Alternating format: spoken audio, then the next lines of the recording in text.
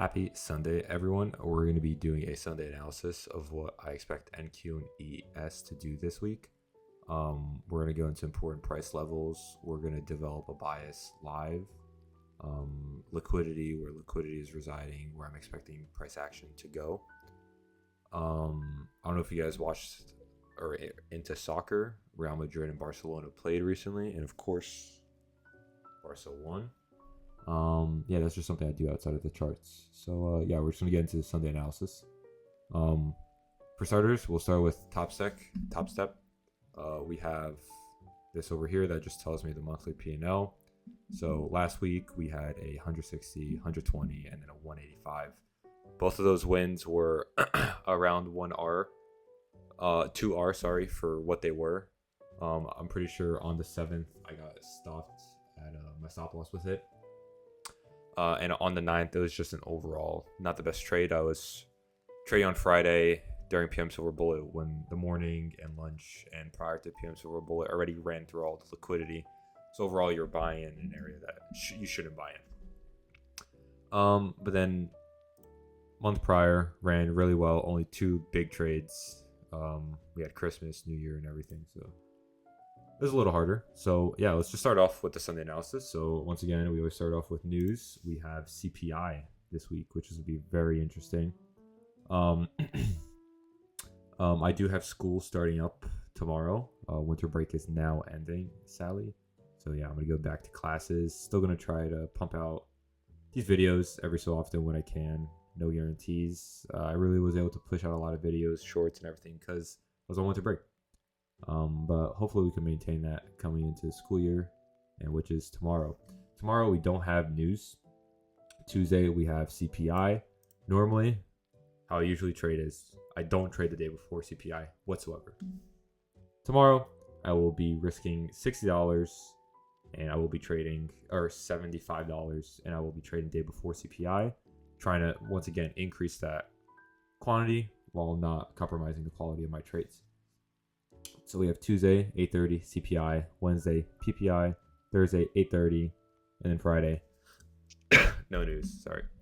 So all I do once again, I go take that screenshot, go to news, and once again, I will be trading Monday. Only reason why I'm okay with trading Monday, usually if we don't have anything like CPI, FOMC, or no farm payroll, I will not trade that Monday. Like let's say FOMC was on Tuesday, I would trade that Monday. But if it's on Wednesday, which it usually is, I will not trade that Monday. So I will trade this Monday because CPI is the next day. And once again, I'm trying to put myself in these environments so then I can have more trade quantity. And then we'll see how it plays off at the end of the month or at the end of 2 months to see if this really is panning out. And then if it doesn't, we could just take that out and go back to my original plan. So risking half my size. Tuesday, I will be trading after 8:30. That's usually what I do. And then we have PPI once again after 8:30. And then Thursday, same thing after 8:30. And then Friday. So every single day should be a trading day. Monday's a little bit risky. Probably shouldn't trade, but we're going to try to see what we can do. So yeah, right off the bat, we're starting with DXY. Once again, on the monthly, we have this, let me just go like this. So we have this accumulation over here, manipulation, distribution, which is this market structure shift. And then now we could have like retracement like that, or we could just go here and then just rally lower. Overall, I'm aiming for these relative lows. This is just a volume balance that I have marked out. So I did some charting. It came a little bit more prepared today, which is a good thing. So over here, this is DXY. Well, we have Euro USD down here. Euro USD and DXY are the inverse of each other. So when DXY makes a swing high and another swing high, Euro USD will make a swing low and a swing low. So we can see how on July 28th, we created this swing high. And then on November 17th, we created this swing high. And if you note, these are obviously it's a screenshot, so I can't highlight it. But this is the same thing. It's going to be July 28th, which is right here. And if it's correlated to DXY perfectly, technically, we should see it make a lower low since DXY made a higher high. But it failed to do so. So that's called a bullish SMT. So now what can we expect price action to do? We expect price action to rip lower. That's overall confirmation. It's not an area where you could formulate a trade. It's not a concept where you can formulate a trade from, but it overall says, okay, you might be on the right side of the market. So now going into here, what am I paying attention to? Let's just delete that. So we have these relative highs with this swing high from November 17th and this weekly high from May 26th. That's a very important area because it's inside of this volume imbalance. Then I also highlighted where are we in this expected range, because we have relative lows below us that I've been paying attention to for a long time. So we have the 0.25, which is usually an area where we expect a breakaway gap. All right, perfect, breakaway gap. We broke away from that. And then at the 0.5, we expect a measuring gap. Okay, measuring gap right there. So now I'm expecting price action to at least come down into here, and I'm expecting this. We're really consolidating if you pay attention. As soon as we rally into this discount, we really are just trading a little bit below and then coming back into the 0.5. But at the 0.5, right above, we created a very important idea. So we created this in the premium of this expected price leg lower. We created this very strong 1 week inversion for a value gap. This very strong 1 week breaker block, which is basically a high, low, higher high, and then we tear lower. And then this is our breaker block, which I'll highlight on the daily. And then the weekly, this is also if you want to use this order block, there's just 3 different types of PD arrays that we could use inside of here. Targeting what exactly? If it were me personally, obviously target previous week low, then the low before that, and then overall the target, the short-term target is going to be the 0.5 of this, the 0.25 as well, and this little volume bounce inside of there. That's what I'm aiming for and what I'm expecting DXY to do. I don't trade DXY. And we have these relative lows. Once again, I use DXY as like a measuring tool for ES and NQ, where because usually DXY does the opposite of what NQ is supposed to do. So let's say I expect bearishness on DXY, I'm bullishness on NQ and ES. And overall, this lines up for what I'm expecting NQ and ES to do, which I'll go over in a little bit. So now, let me just, I guess with all that said, you just go like that. What I like to do is I just make this really short. I'll put it like right here. And once again, I am bearish. Same reason I have been for a while now. I want to see us respect 1 week inversion free up that is supported with the SMT to go lower. That's basically it. So now we hop onto the 1 day time frame.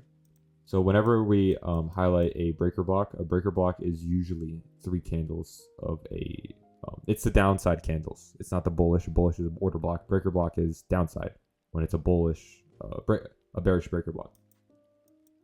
So usually you would do, okay, so we have the lowest one, and then 2, and then 3, and then it's usually this. But I'm just going to do this. I would even make it tinier and just do the bodies, which have the high sensitivity. But we're just going to do this entire candle. We have this very nice breaker block, very nice volume balance. We don't even tap into that, which is very important because that overall shows how DXY is weak. We have this 1 day SIBI that we did tear through, but I don't really believe it. I don't really believe that we actually did tear through it, or this is an inverse. Why do I say that? Because if we do something like this, like I'm at least expecting a move like this. Like this is a premium. Like I do think this could become reclaimed. I don't think this is a money maker buy model. I don't see any swarm. We have original potentially over here, but I'm not really expecting price action to use this to rally higher. And if we do, I switch my bias to where this open right here, which is inside this volume balance.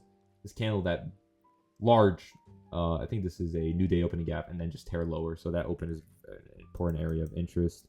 We have this volume balance that we respected. This 1 day SIBI that I marked down that I wanted to see price action trade into or do something, and we see these relative highs that we did trade into and then wick lower, and then we did tear lower or tear higher from there. But overall, I want to see us push lower.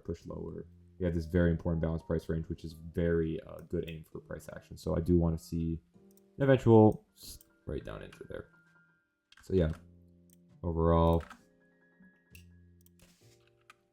bearish for the same reason I have been. Model 2022 model is one of the most basic rudimentary models ICT teaches us, which is 2022, which is just a breaker block. And then the leg that does rally lower, you just find an entry inside of the 0.5, which is this breaker block, and you go short there. That's basically what you do. You could do it here if you see, like pretend you did see it here. You just have your stop there. Usually it's supposed to be up here, but let's say you have a very tight stop. You're very confident. You just aim for this volume bounce. You already have 3R. Simple. But yeah, very nice 2022 model. I want to see the 1-day CB reclaimed. Reclaimed is basically it becomes an inversion and then it becomes a CB again. It's a reclaimed CB. We close below the CB as well. Target 1 month. 3 month is bearish.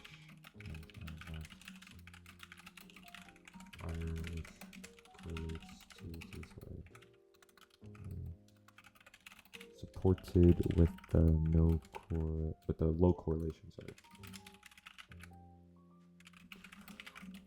Okay, and then now we did that. So now I go to ES. So now what did ES do? So now ES is a little bit of a phenomenon right now. Why do I say that? Because it's actually the stronger of the NQ and ES right now. It's the strongest of the two. Why do I say that? It's making higher highs, and when NQ is not. So yeah, let's start on the weekly. So now a very important thing is that we took out all-time highs. Usually when I was newer to this, I would say, okay, now I'm going short. I don't think, in my opinion, I'm paying attention to this manipulation leg, that rally lower. We could draw out some standard deviations. We could also do with this one too. I don't think there's enough reasons for me to want to be bearish. I think we're overall trending bullish, so I think we should stay bullish. I don't want to say, okay, this is it, guys. We're at the top. Now we dump. I'm not going to do that. DXY is telling me bearish. We see how DXY and ES are rallying lower, which is very interesting. It does that sometimes. But yeah, there's no reason to not be bearish or to not be bullish. Just staying bullish on ES because you're just following the higher time frame trend. Why would you want to go against the trend? Why would you want to go against the countless algos and institutions? It doesn't really make sense. So to be on the safe side, what you could do is on the weekly, you could say, okay, I'm expecting us maybe take out previous week low or rally into 0.5 and then expand higher. Simply put, that's what I put down. And then you just aim for session liquidity intraday with a bias of bullish. If you see a bearish trade, certain criteria is met, you take a bearish trade. But overall, understand that on the weekly, you should be bullish. So whenever we are below this open, just be mindful that, okay, we can create some short opportunities, but once again, we're in a discount. And discount is good for buying, usually. And when you think of power 3, power 3 is basically open, which I highlighted in another video. You open. Now, where would you want to buy a stock? Would you want to buy a stock when the candle hasn't even generated? No. You want to buy NQ when it's below the open. Because then it's the same thing as it's what candles do. Candles open. You can see this bullish candle right here. This bullish candle. This bullish candle. Bullish candle. Where would you have wanted been a buyer? Here. Simply put, I would want to be a buyer here and then catch this entire price leg higher. Why would you want to buy here with a stop here? It's less R to R. You're risking more for no reason. You obviously want to buy near the open or below the open and then sell at the high of the candle. So that's overall what power 3 is. You're trying to do that. So yeah, ES, just going to follow the trend of being bullish. No reason to be bearish. Be bullish raised. And if they are invalidated throughout the week, I can switch my bias to target sell side liquidity. But right now, I don't think there's enough reason. Even if we do close below this and create like a regular block or something, like I guess the whole thing is that there is a large pool of liquidity up here that we did just sweep. So that could be potential. We do have some really nice areas down here. So there is a potential actually to be bearish. I do see it now. Once again, I would need to see, because here we closed here. I would want to see us open New York here. down here or here, somewhere around here, because then that just shows overall momentum.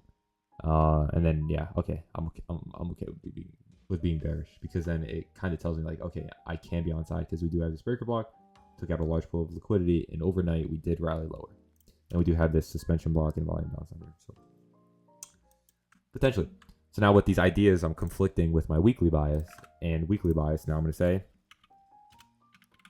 on the sidelines, but overall want to be bullish. I'm okay with turning bearish. And we have the volume imbalance and another volume imbalance below us. We took out a large pool relative highs, but we are trading higher and higher. January is known for that, so we can be bullish. Simply put, that's all I'm saying. Like, I'm paying attention to this volume balance over here, area of interest, as well as this one over here, area of interest. So now, with all of that done, very quick, just do rapid fire, going on to NQ. So ES, a little more tricky to identify a bias. Obviously, being bullish is favorable because DXY is bearish. DXY is bearish, and NQ is bullish. And NQ and ES have a very strong correlation. So that's why I'm kind of favoring bullishness a little bit more. If I'm looking at this, I wouldn't want to say bearish for NQ whatsoever. NQ, I'm extremely bullish aiming for this one day SIBI. So ES may be more sensitive. It may rally a little lower than NQ, and then we'll eventually see that power of 3 where we have the distribution higher. So yeah, we're going to start over here on the weekly now. So we're just going to copy and paste this. Go into NQ over here. See overall higher, we have a large pool above us. I don't necessarily want to see us break the previous week low. I'm not completely against it. Want to see price action higher because we have a large pool of relative highs and DXY is bearish. And more importantly, what we can see is there any bullish S&Ts? So that's also really important. But I don't even think so. I think there's actually bearish S&Ts. Yeah, of the three sisters, which is NQ, the Dow, and then ES. Yeah, NQ is the weaker sister. I have this in my notes somewhere, but there's a certain signature that NQ will do, and then you'll see this explosion. I'm not sure if it's I'm not sure what it is. Oh, I forget. I just know that when there is a sixth sister, usually when it's NQ, let's say, and the other two are very strong, and NQ is known for being strong, I think there is going to be a surge of something coming into the market once we do hit a certain PD array. Some PD arrays this low I'm not expecting, this low I'm not expecting, this low, short-term low, intermediate low, long-term low. I'm paying attention to this volume bounce over here. We have this large suspension block with two volume bounces that I'm also paying attention to.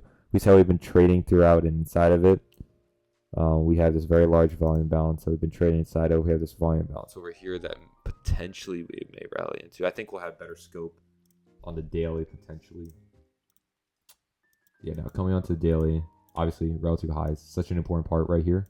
It also solidifies more on the fact that I want to be bullish because Friday fell short just a little bit. Now, what will price action do? What do I want to see it do? From this high to this swing high, basically, I'm expecting this candle to rally into the 0.62 and 0.75 into the open from Friday. And when we rally into the open, which is a new day opening gap and the 1 day BISI high, then I want to see an explosion higher.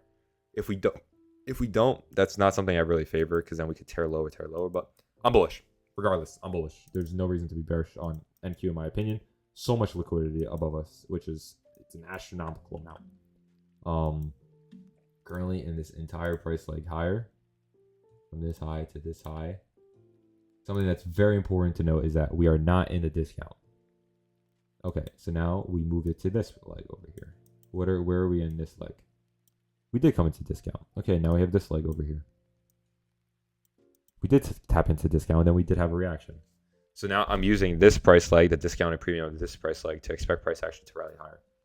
It's not that you can't use this one. It's just whenever new price legs are generated and there is a strong response from a PD array, let's say from this breaker block, there was a very strong response. Okay, so now I don't really want to see this low violated. And then we rally higher into what? A volume bounce. Okay, so now this is a very important swing high because it just fell short of this. Do we respect it? Oh, we did again. Okay, nice. So now we go to this, a 1 day BISI, volume bounce over here. And also tapping into the order block from a while ago. And once again, what did I say? You're going to see explosion, and we did see that explosion. Another thing that also supports bullishness is we have this inside candle over here. Usually when there's an inside candle, you're going to see next two candles explosion higher. And if there is, then it kind of confirms or validates your overall trade idea, which we did do. So now I'm okay with being bullish. And then, yeah, once again, 0.5. And then I'm expecting what?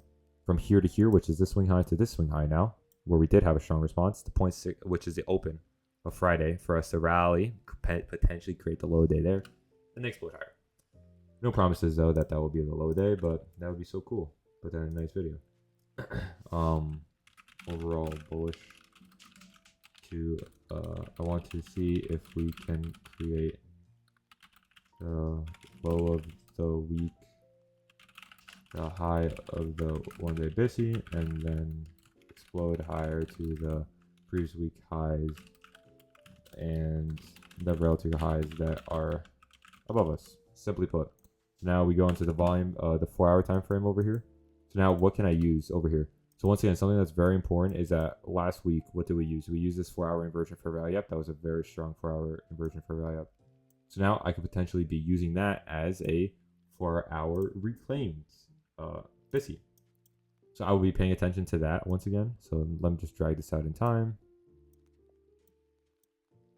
Overall, we did have a premium new week opening app, which is also something you should note, because usually when it's a premium, let's say, how do you balance a new week opening app that's a premium? So let's say we have, we close here, we open here, right? And what do we do to balance it? We have to rally lower with a very strong candle. And then to balance it, to efficiently deliver, we have to offer a very strong bullish candle. We offer a bullish candle. So now this area is officially delivered. There was sellers and buyers to offer in this overall gap in this area. Now, what can we do? Go around to 0.5, the high or the 0.5 of the gap, and then we can explode higher. So premium usually is, in how I interpret it, good to be bullish. It's a good signature or a good area where you can be bullish. Something really important is that over here there's a large pool of sell side liquidity. I don't think there's any SMTs here, so yeah, I do think this is a very important area where price action can rally lower into before we do offer that, which now ties me back to, okay, maybe I can readjust my overall idea to more of something like this, where we do actually have this explosion lower and then I rally higher. So those are the things that are going on in my head. But once again, when we come down into here, I'm bullish and want to see the previous high ran out. We have relative lows this week, which will most likely get ran out. The 4 hour rally higher. And yeah, that's it. So yeah, on NQ we have Monday tomorrow. Monday is the day before CPI. CPI is the main news driver. So overall, my anticipation is that Monday we will rally away from the new week opening gap or the opening price of the week. Then Tuesday we'll trade, let's say, over here a little bit. We will consolidate over here, and then London will create the low day, and then we just Tuesday, Wednesday, Thursday we just rally higher. That's my overall anticipation. So yeah, I hope you guys enjoyed it. I hope you guys found some more information on how I do my Sunday analysis or how you should be doing yours. Take some tips. Overall, the whole point of Sunday analysis, like I highlighted in my video, is that you just create, you just come up with an idea. Are you bullish, bearish, reasons why? That's it. Then you do your daily anticipations in the morning prior to market open. Okay, this is the reason why. This is what I'm expecting today. This is what I'm expecting today. Da, da, da, da, da. And then that overall builds from your Sunday analysis. So yeah, once again, thank you guys so much for tuning in. I hope you guys have an amazing trading week. If you guys are starting up school again, good luck, get good grades. Hopefully we all get a payout soon. So yeah, thank you so much, and I'll see you guys later. See ya.